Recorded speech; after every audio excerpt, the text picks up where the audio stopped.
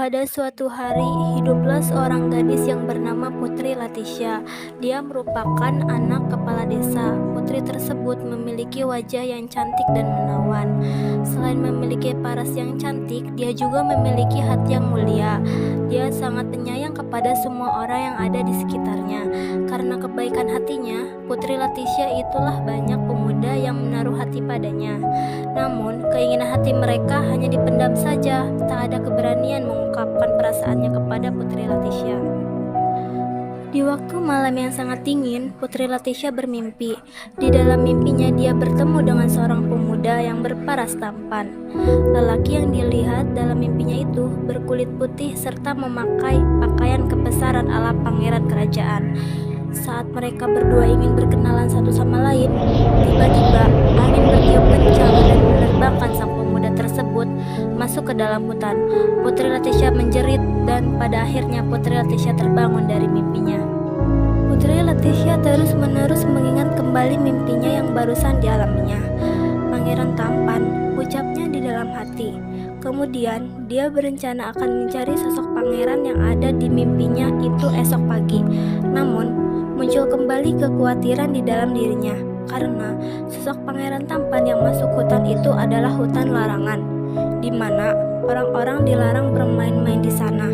Namun tekad Putri Latisya pun sangatlah kuat untuk bisa bertemu pangeran tampan yang ada di mimpinya itu.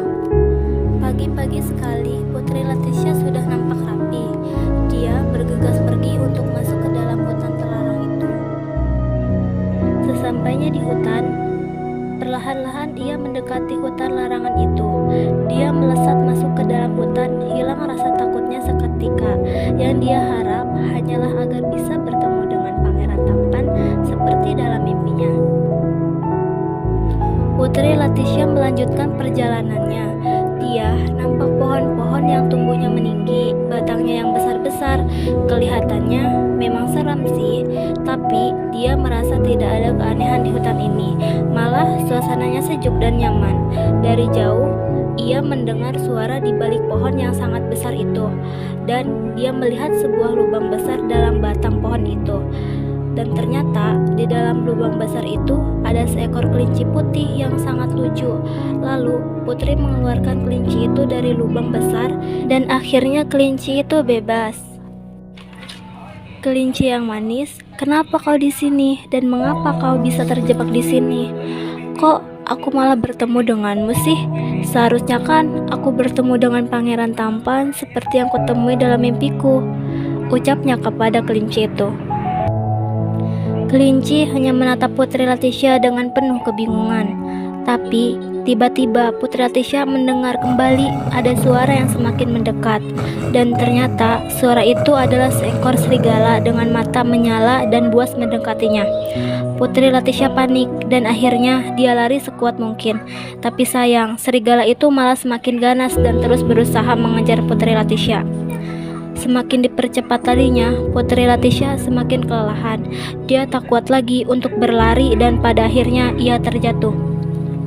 Tolong, tolong, tolong, teriakannya Putri Latisya. Tapi sayang, teriakannya tak berarti. Tak ada satupun orang yang mendengarnya. Dia seakan-akan sudah tidak ada kesempatan lagi untuk bisa hidup dan bisa menemui pangeran tampan yang ada di mimpinya itu. Pikirannya gelap seperti kiamat yang terjadi padanya, tapi kenyataannya malah berkata lain. Putri Latisya masih dalam posisi tengkurap. Dia merasa baik-baik saja, tak ada rasa sakit ataupun rasa digigit oleh serigala. Lalu sang putri segera balik badan. Terlihat di sebelahnya serigala mati dan berumuran darah. Putri Latisya kaget, diperhatikan sekelilingnya. Dia mencari kelinci yang tadi hilang dari pandangannya. Namun dia malah melihat seorang pemuda berdiri tak jauh darinya. Dia sedang memegang pedang panjang dan ternyata dialah yang memenggal leher serigala itu sehingga tidak jadi memangsa Putri Latisya. Seorang pemuda yang di hadapan Putri Latisya itu seperti yang dia lihat dalam mimpinya. Dia sangat tampan dan rapi. Tatapan mata Latisha tidak berpaling sedikit pun. Tiba-tiba pemuda tampan itu mendekatinya dan tidak lupa Putri Latisha mengucapkan terima kasih atas apa yang pemuda itu lakukan karena sudah menolong ia.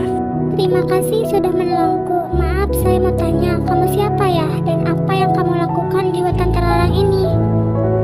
Haha, kau pasti tidak percaya kalau kukatakan bahwa akulah yang barusan kau tolong di dalam lubang pohon itu. Hah? Jadi kau kelinci putih itu? Iya, aku adalah kelinci putih itu. Aku telah dikutuk oleh ayahku yang juga adalah seorang raja di negeri ini.